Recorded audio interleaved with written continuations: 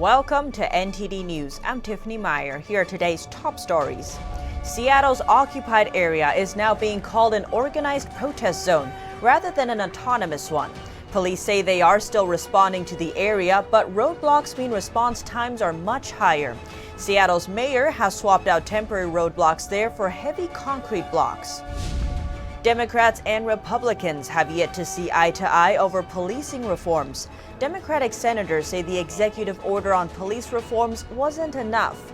But Majority Leader Mitch McConnell says the bill rolled out by the House won't pass through the Senate. The Trump administration is suing to block a former national security advisor's memoir.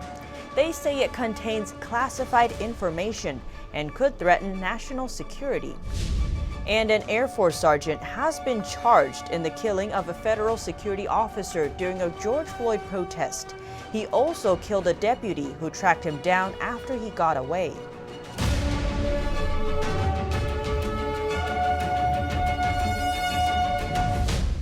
The roadblocks and the name of Seattle's Capitol Hill organized protest zone are changing.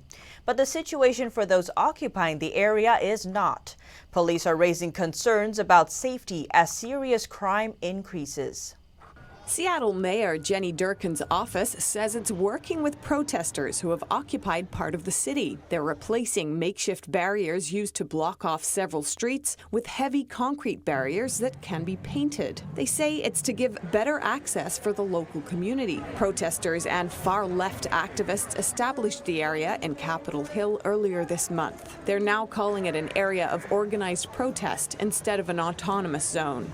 Well, I wouldn't call it a good situation. I mean, words matter here. So what we have here is a situation where people have occupied an area and we're working with them. The city is working with them and has negotiators to work with them to have a peaceful resolution. Seattle's police chief says police are responding to the area, but they do have some concerns. The road blockages placed by protesters are delaying police and first responders from getting to where they're needed. Response times are up since police are no longer operating from the East Precinct building. They were pushed out amid protests and unrest following the death of George Floyd. And crime is also increasing. According to Seattle's chief of police, responses to emergency calls have gone up threefold.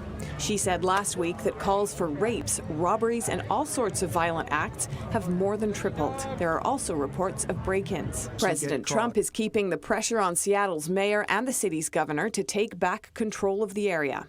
Violence and destruction will not be tolerated. We cannot do that. The looters have no cause that they're fighting for, just trouble. Isn't the answer? Chief Best says protecting everyone's safety is paramount, and she definitely wants officers back in the precinct. President Trump's executive order on police reform was met with calls from Democratic senators that it's not enough. But Republicans have said the House bill on the matter has little chance of passing the Senate. The chair of the Senate Judiciary Committee hopes to find common ground. The conversation on police reform continues as Democratic senators criticize the steps taken so far. Here we are again in a nightmare, not a comedy. That here we hear talks of, again, a so-called reform packages, more studies, more nibbling around the edges, as opposed to acting boldly. Another says it's not enough. They are not marching in the streets for watered-down proposals that won't hold any officers accountable.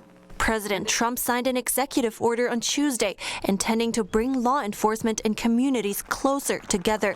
The order establishes a database for tracking officers with excessive use of force complaints, thereby creating a historical record which could lead to some officers being hired over others. The record of an officer's background could also be used in legal proceedings. Republican Senator Lindsey Graham is in favor of a systematic approach to deal with matters that he says keep coming up. Is it possible to find common ground? The answer is obviously yes, if we want to. As chairman, I would like to. But Republicans say a police reform bill put forward by House Democrats is going too far. Senate Majority Leader Mitch McConnell called the reform bill a typical example of overreach, which he said is going nowhere in the Senate. Asked about changing the names on military bases that are named after Confederate Army officers, McConnell said he personally was okay with that.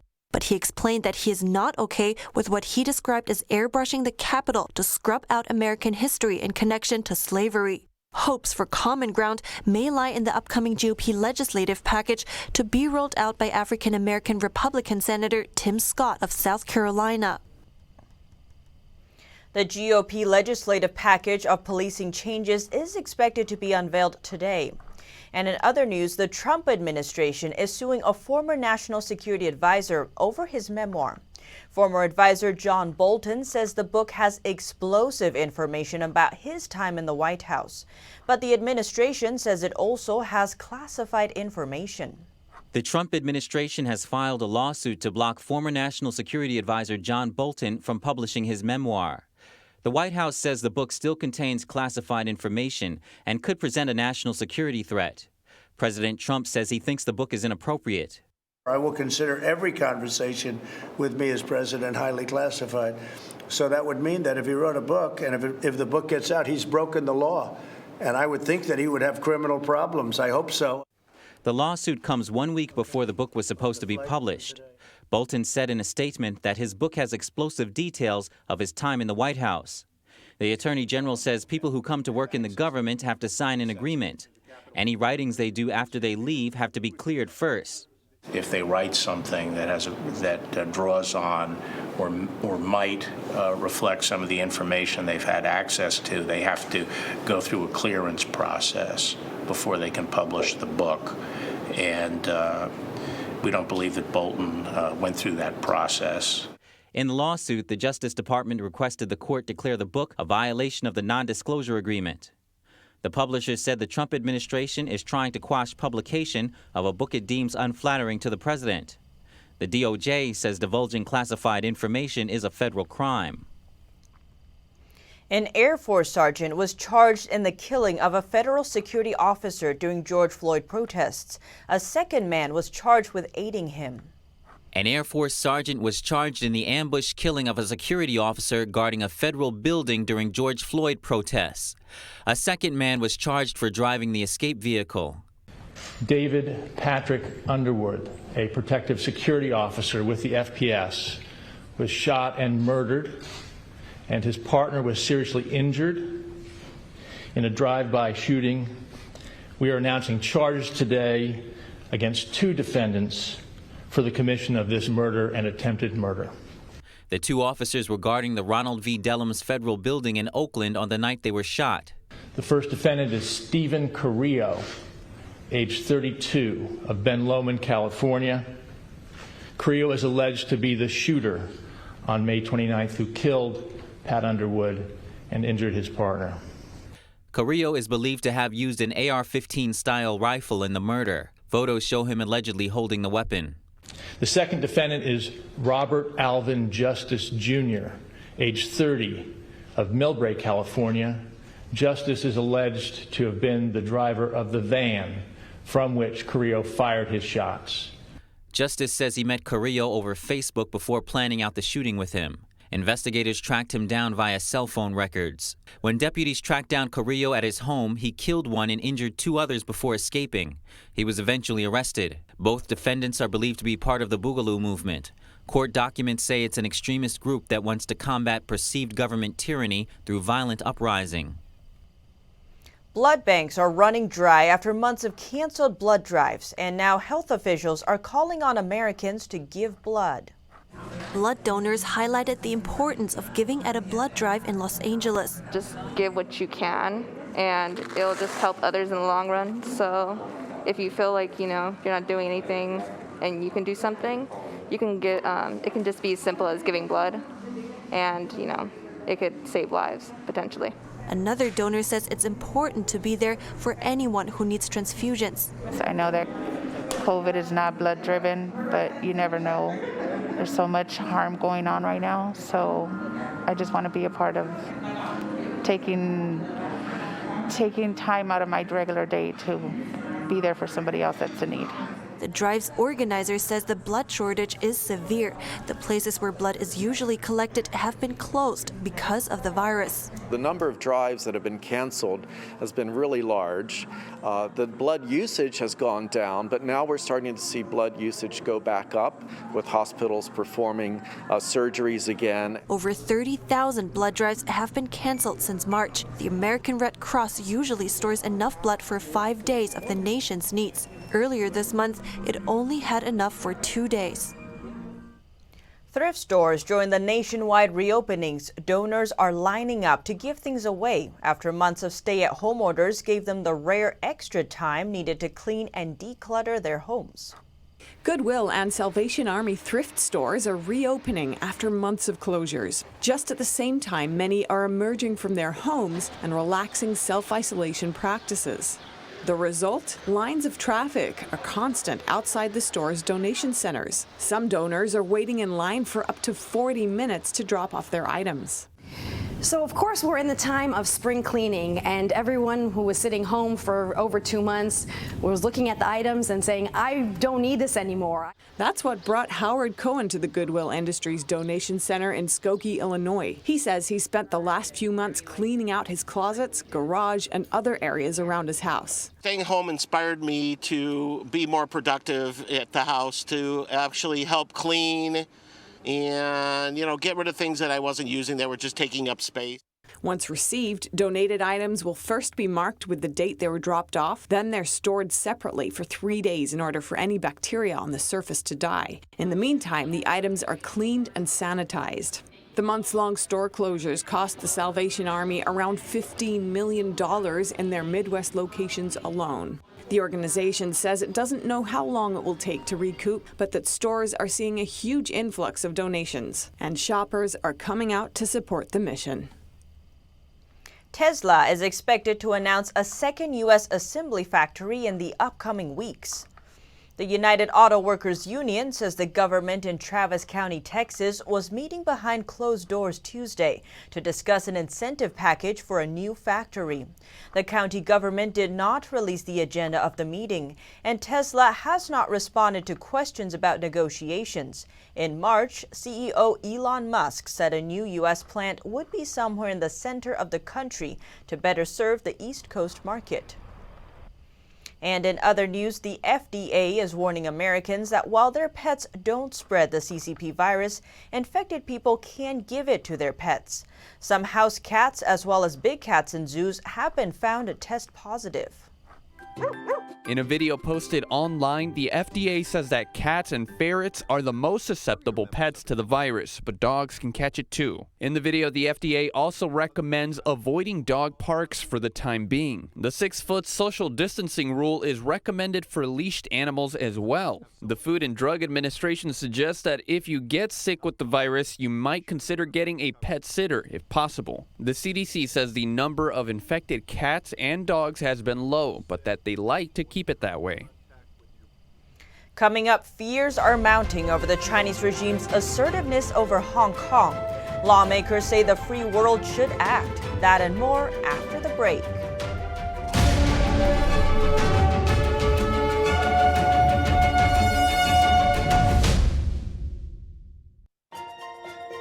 Hello there. Doesn't it feel like we're moving further away from the very values that our republic was built upon? And the media in our country have just been adding fuel to the flame, which is why you need to try The Epoch Times. It's pure, honest journalism that's restoring traditional values and reports the news with no spin, no hidden agendas, and no false narratives. So if you want to know the truth about the FISA abuse that took place during the 2016 election, or how socialist and communist ideologies have been infiltrating our society, or how the Chinese Communist Party's cover-up led to this global pandemic, and so much more, then you need to try The Epoch Times. And for a limited time, you can try the paper yourself for a full month for just $1, and we'll send you a very special gift. A 58-page magazine that investigates the truth behind the Chinese Communist Party's cover-up of the virus. So go to readepoch.com, try The Epoch Times, get your free gift, and stay truly informed.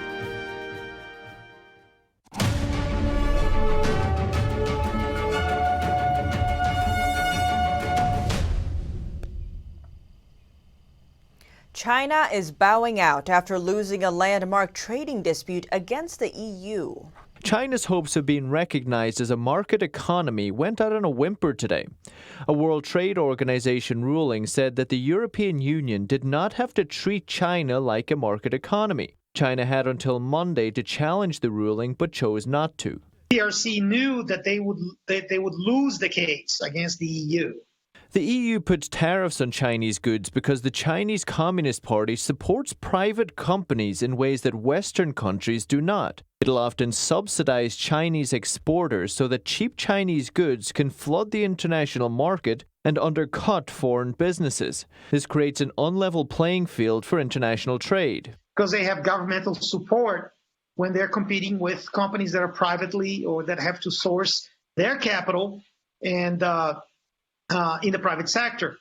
So to level the playing field, the EU and the United States placed tariffs on Chinese imports. They based the tariffs on what the price would be if China actually was a market economy. So Chinese goods then get tariffed or get higher tariffs, offsetting tariffs. And that displeases the Chinese Communist Party. To be recognized as a market economy, the CCP should allow prices to be set by the market, allow Western companies like Facebook access to the Chinese market, and allow its citizens a say in the country's political process. The CCP doesn't allow any of these things.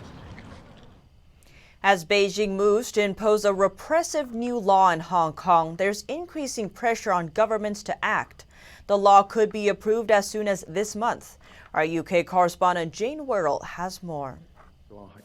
Words from the UK Foreign Secretary this week urging China again to take a step back from imposing a new law in Hong Kong. This isn't a foregone conclusion. China can step back from the brink, and we urge them to do so. The looming legislation would criminalise what Beijing considers as succession, subversion and foreign interference. Many fear it will bring communist censorship to Hong Kong, and there's pressure for countries around the world to act.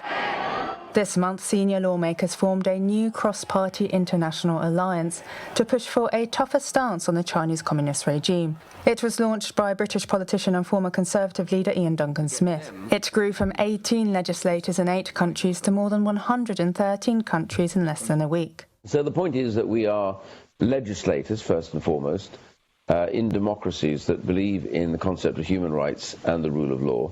And we have come together, and there are more countries joining us all the time. So there's a lot of take-up of this. And the reason is because everybody now feels somewhat threatened by the nature of this Chinese government and their imposition, both in commercial terms and also, of course, in strategic terms. So they're coming together to try and say to governments, it's actually for you to come together in the free world. No one country can deal with this alone. Worries over Hong Kongers' freedoms are shared by lawmakers across the political sphere. You know, the light will shine a bit more on Hong Kong. And within the Labour Party, more people are taking an interest in this. Some politicians say they can relate to what Hong Kongers are facing on a personal level, like this Polish-born member of parliament. So I know what communism is, what it feels like. And I think we have all too often sought to set aside the brutal human rights abuses of this regime. The British Prime Minister has offered a path to citizenship to about 2.9 million Hong Kongers, and former foreign secretaries have called for a contact group focused on Hong Kong, similar to the one created in the early 1990s for the former Yugoslavia. Hong Kong is not just an important international financial centre, and it's not just a place that Britain has particular responsibilities to. I think it really is the front line in the struggle between freedom and authoritarianism and tyranny. So it's in everybody's interest, I think, to stand up to the regime in Beijing and do whatever we can to try to prevent them going down this path. He says it's now up to the free world to decide which side it stands on. Jane Worrell, NTD News, London. Up next, it's becoming a challenge for Londoners to get to work. That's as the capacity of the city's public transport network is currently reduced by almost 90%. More on that after the break.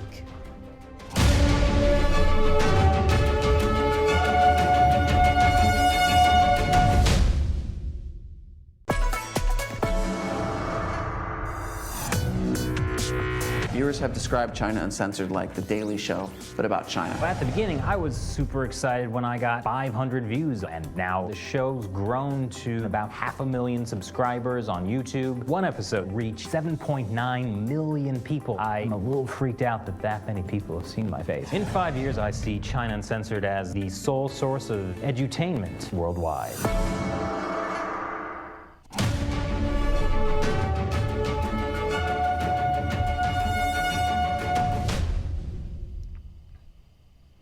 News from Europe. In the UK, stores and zoos are reopening and more people are returning to work. But the capacity of London's public transport network has been cut by almost 90%. How will Londoners get to work? NTD UK's Neil Woodrow brings us the answer. Thanks, Tiffany. Welcome to NTD UK, bringing you UK and European news. I'm Neil Woodrow. Here in the UK, thousands of non-essential stores are now open across England. It's estimated that high streets are more than 50% busier this week compared to last, but still down 45% from the same time last year.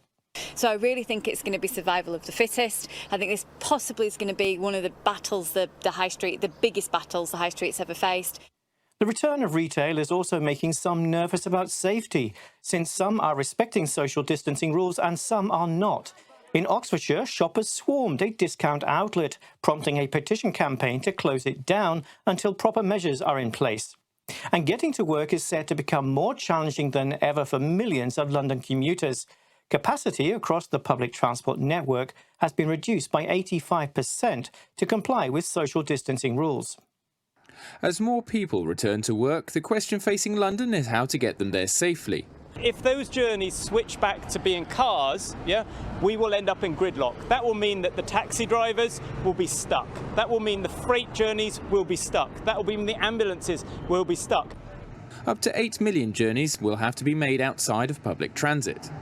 London authorities are adding new routes for cyclists and pedestrians, bicycle sales are soaring, and boat operators may increase services on the River Thames, which runs through the city. But distance remains a problem for many in a city where the average daily commute is about 11 miles. To help open the UK to international travel, Portuguese Prime Minister Antonio Costa says talks with the UK to facilitate tourism are going very well.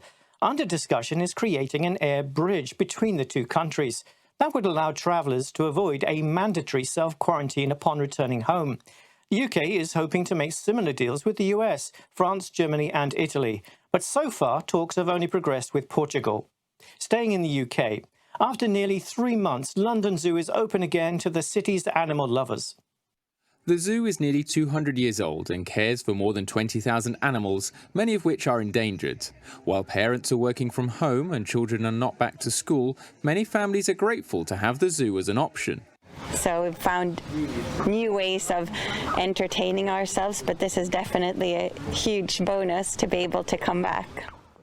The zoo has some open sections where visitors can interact with the animals. These animals especially miss the love. They're used to being stroked and scratched most of the day long, so we found they've been really needy and have been coming up to us and wanting extra attention from us whilst the visitors haven't been in. London Zoo is a charity and mainly relies on ticket sales for revenue. During the lockdown, it had to draw on its reserves to keep the animals fed. Visitors are currently capped at 2,000 per day compared to 6,000 or 8,000 for a normal summer's day. Clearly, demand is high. With so many people trying to buy tickets last week ahead of the reopening, the website crashed. To France, as Europe gradually reopens its internal borders, Paris's main airport says it's seeing encouraging signs of the restart of the air travel industry. At Charles de Gaulle Airport, security checkpoints deserted during the lockdown are starting to fill up with travellers again. First of all, there's a real market that is the European Union market. Among our top 10 destinations from Paris Charles de Gaulle Airport, we have 6 or 7 European Union airports. Inside the airport, sanitary measures have been reinforced. Passengers must wear masks at all times and thermal cameras measure people's temperatures. Despite the strengthened health measures, passengers have mixed feelings about air travel. I think also I know from working in the airport that I know there's teams of people cleaning all the time. So I feel quite reassured. No, I feel reassured. I hope passengers will still be spaced apart. After all, air travel is always stressful. The airport director says there's now around 10,000 travellers per day, compared to 5,000 in April. He expects that number to reach 50,000 in July. That's all from the UK NTD newsroom for today. Back to you, Tiffany.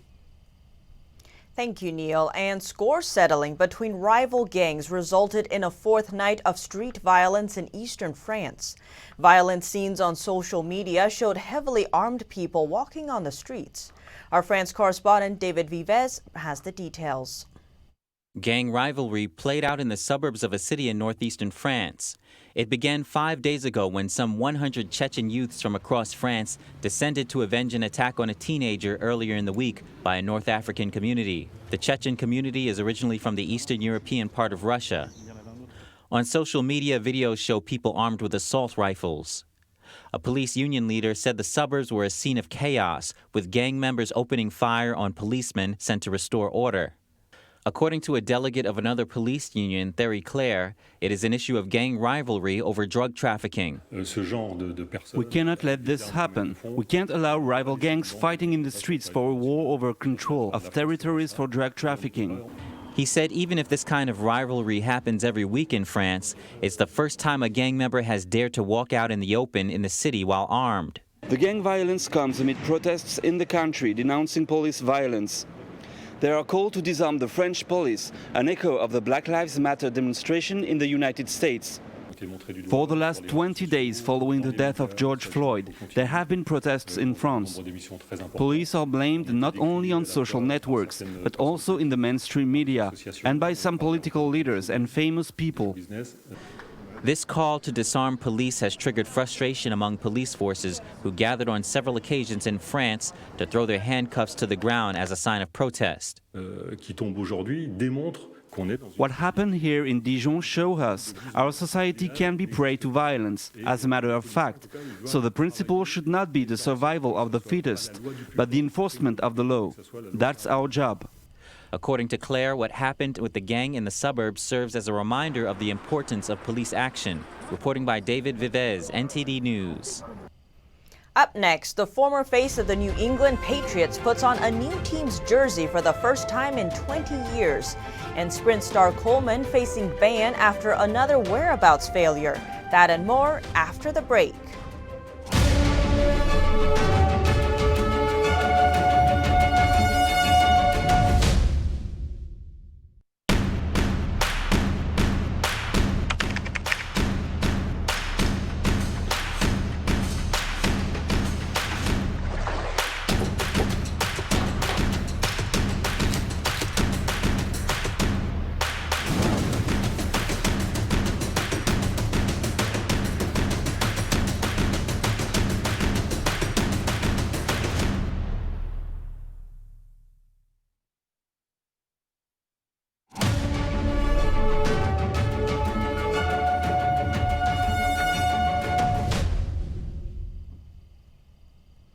And in the world of sports, the Tampa Bay Buccaneers revealed the first pictures of Tom Brady in his new jersey.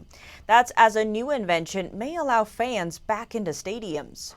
The Tampa Bay Buccaneers have released the first photos of Tom Brady in the team's new uniforms. The team shared the 4 highly anticipated photos on their social media platforms. Brady, who was formerly the face of the New England Patriots, spent 20 seasons with New England before switching to Tampa. He won 6 Super Bowls, the most ever by a single player, to become arguably the best quarterback to ever play in the NFL.